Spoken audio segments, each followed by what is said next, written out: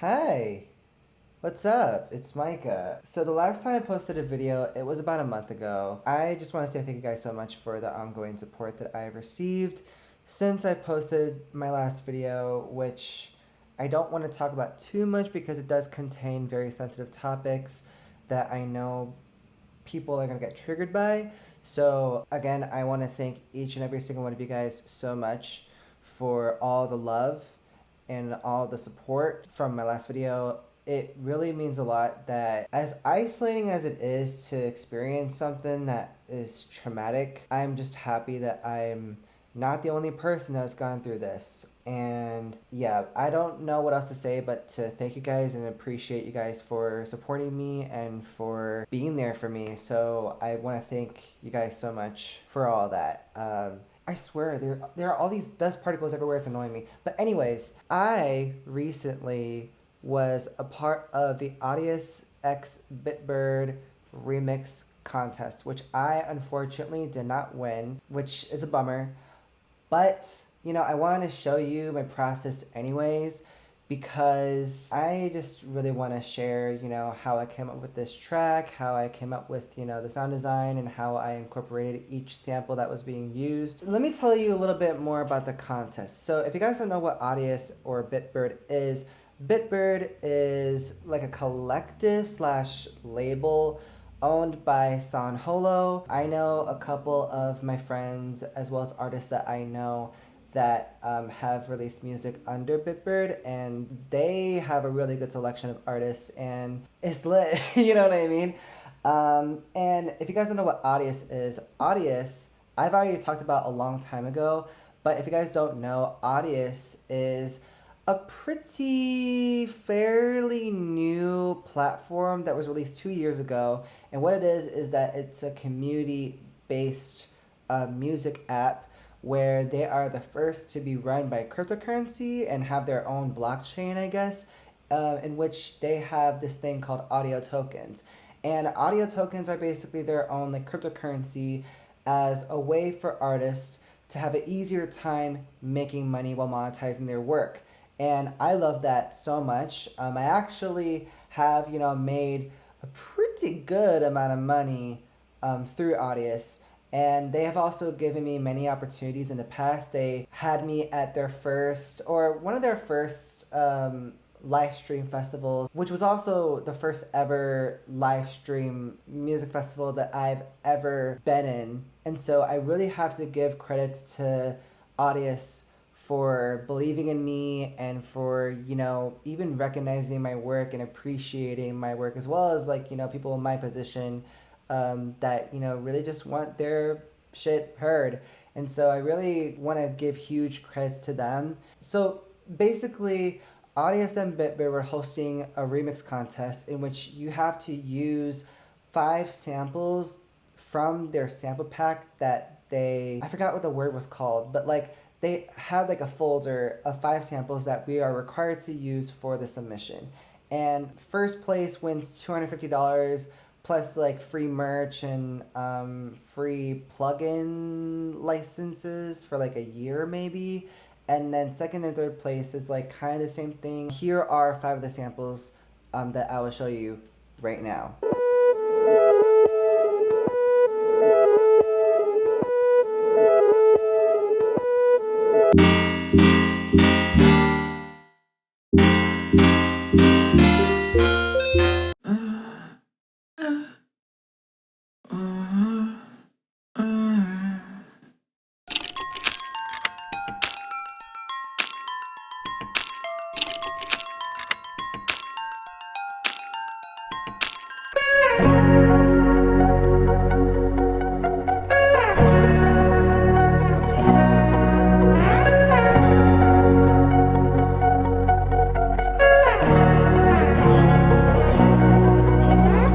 Okay, so now that we heard all the 5 samples, I want to show you guys my process of how I incorporated all the 5 samples into the song. And let me tell you, it was a little bit more difficult than I thought.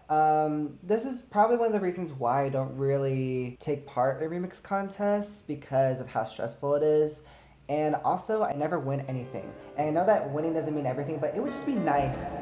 It would just be nice if I won something. You know what I mean? It would just be nice. The only time that I ever won like a giveaway slash contest was when I have been hearing like a person that I used to listen to back when I first started using SoundCloud. They were giving away free merch and I won a free visor, which is neat, you know? It did not look good on me. However, I was glad that I won. Plus, I didn't really know how to incorporate visors into like my outfits and stuff, so it was worth a shot. You know, like it was something. You know what I mean? We're just gonna go right into this whole process. So if you want to follow along with this journey with me, once again, keep on watching.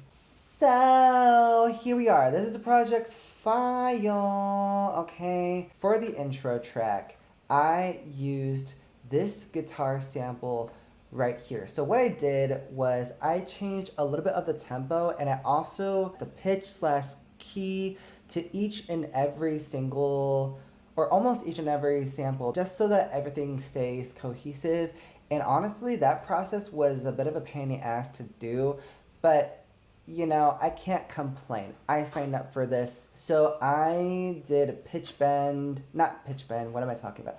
I changed a pitch. We're saying that. I'm changing the pitch. I also added the chimes in the beginning as well. So I guess, hold on, let me just put on my headphones so that I don't miss anything. So also in the beginning, I also used a granulizer to granulize this one sample, which like I'll play over here because I'm tired of explaining everything and I suck at explaining things. Mixing that sample was a pain in the ass to do because that sample, it only was playing on the left speaker, I think, and I had to use a stereo imager so that I could set it to mono so it could like play like through both speakers. And then I used like the same imager over the other imager where I set everything to mono so I could spread that sound out to make it sound fuller. So it was just a kind of a little bit of a complicated thing, but you know what? I figured it out. It's fine. And I added a little bit of a cello part, which wasn't part of the sample pack. I used the BBC Symphony Orchestra plugin from Spitfire Audio, which honestly, I like this plugin a lot. I rarely use this plugin, nor like strings and stuff like that, but I, you know, might use some more strings or more orchestral plugins in the future. Who knows? Gotta keep my options open, you know what I'm saying? But anyways, this is what the beginning sounds like. I'm only gonna play this part to where it transitions to the first drop.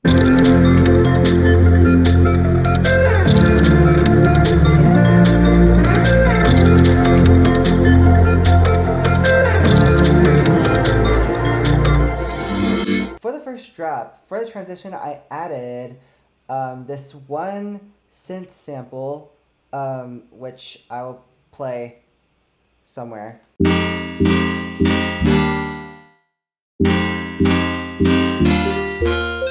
I kind of chopped up bits and pieces of the synth where they were playing like just two different chords, and so I like incorporated that. I also changed the pitch of it, and then I layered it, which if you guys don't know, it's pretty self-explanatory. So you take the same sound, you duplicate it to a different track. For me, one of the main reasons why I layer like the same sound is so I could focus more on certain frequencies that I want to accentuate. I'll show you what I mean. So this track right here, let me just like solo it for you guys just so that you guys can see. So this, I call it the base of it, like the foundation of the sound. The reason why I call it that is because I really just want to set the foundation so that I could add another layer onto it so that I could add like whatever frequency I feel like is being doled out within the mix.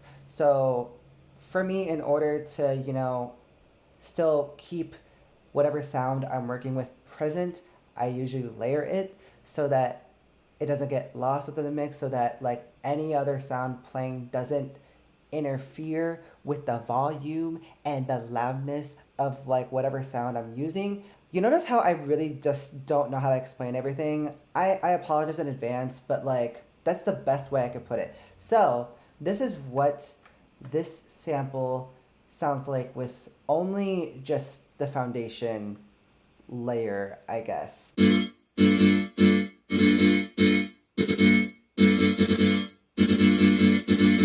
And then I'm gonna solo out the layered version of the synth. And again, this track, mainly I wanted to focus on the mid slash high frequencies, so that I can accentuate that kind of loudness at like that frequency to add on to the brightness, and not just the brightness, just so that I can, still hear that synth within the mix. Okay? So this is what it sounds like.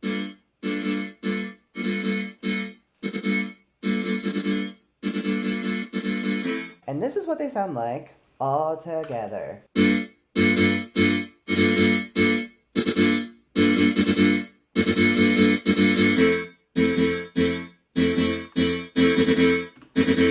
You hear that like subtle difference. It might not be subtle to some, but you notice that there is a difference there. There's more loudness, more depth, you know what I'm saying? And not just that, I also added some reverse reverb to like the synth, just so that it could add a little bit more movement.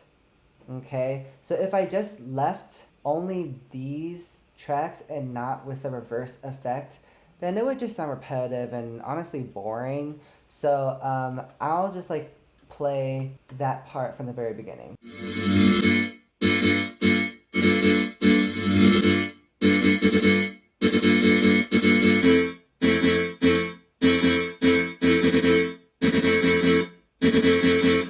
Yeah, I really like that reverse effect because it really adds on to the movement as well as the rhythm to that specific sound. So I really like that a lot. I'm not gonna go too into like the kits because they're not part of the sample pack. Oh yeah, so I also added the chimes through like the second half of the first drop once again. And then I also added the vocal chop that was part of the sample pack as well. And let me tell you, working with the vocal chops was also pretty difficult to work with, not gonna lie, because as I was listening to like the four like vocal parts that were being used, it was just so complicated. Like I was just kind of like blanking out the whole time, just thinking like what I can do to make it interesting. And as I was listening to other people's like submissions, I was pretty shook how people can use a sound or a sample that I consider to be difficult to work with. And you know what I mean? It's just like, damn, I wish I had that kind of ability to where I could turn a sample that, might be difficult for me to work with to make it seem like it isn't difficult to work with, if that makes sense. You know what I mean? I'm already getting tired just by talking. Anyways, let me just play the vocal chop. And here's the thing. So it's a simple pattern, because again, the vocal chops were difficult for me to work with and to figure out how I can incorporate it with the song. So I'll just play it to you guys anyways.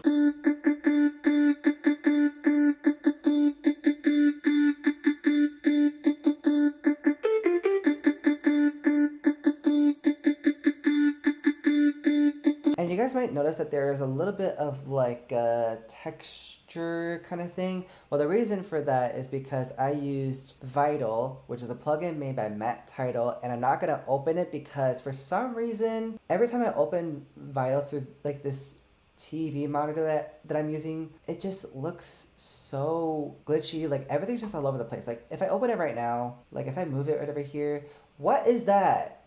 What is that? Can someone tell me how to fix that? Because this is just ridiculous. And then when I move it to my computer screen, my MacBook computer screen, it doesn't do that. Why? Can someone tell me? Like, let me know in the comments. I don't know what to do to fix that problem.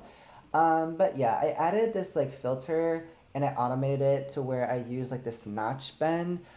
just so that I could add more texture to it. I can't explain too much about it because, again, I'm terrible at explaining things, so you're just gonna have to talk to someone else about it. You already heard like the chimes in the very beginning, so I don't need to go too into that. But yeah, those are the samples that I used for the first drop. Now let's go into the second drop. Okay, I used a sampler, which is a built-in plugin in Logic, and I added the same. Okay, so you know that granulizer plugin that I used where I like imported one of the like the flute sounding kind of sample that was only playing the left speaker. I used the same sound, and I decided to play around with some chords by using like their quick sampler, which you guys can see right here. I cut or only selected a portion of this file right here, and I just decided to, you know, again, play around with some chords, and it honestly sounds pretty cute. Not gonna lie, I like it. So again, I use the same layering effect so that it doesn't get lost in the mix, but I also wanted to add more depth within the sound, if that makes sense. So again, I'll show you another example. So this is the first layer, I guess, or just the base layer of the sound.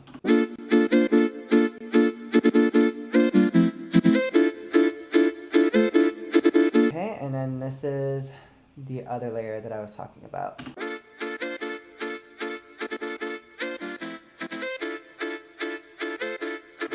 And this is what they sound like all together.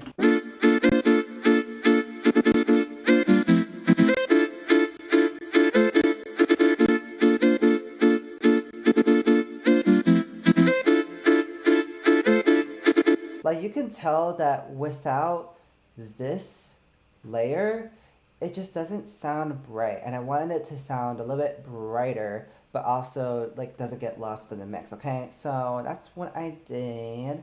And I also sang in this part, okay, which I'm not gonna get too into, but I also used the same vocal chop, except I played a different melody just so that it doesn't sound repetitive. So I'll play the vocal chop for the second drop for you guys.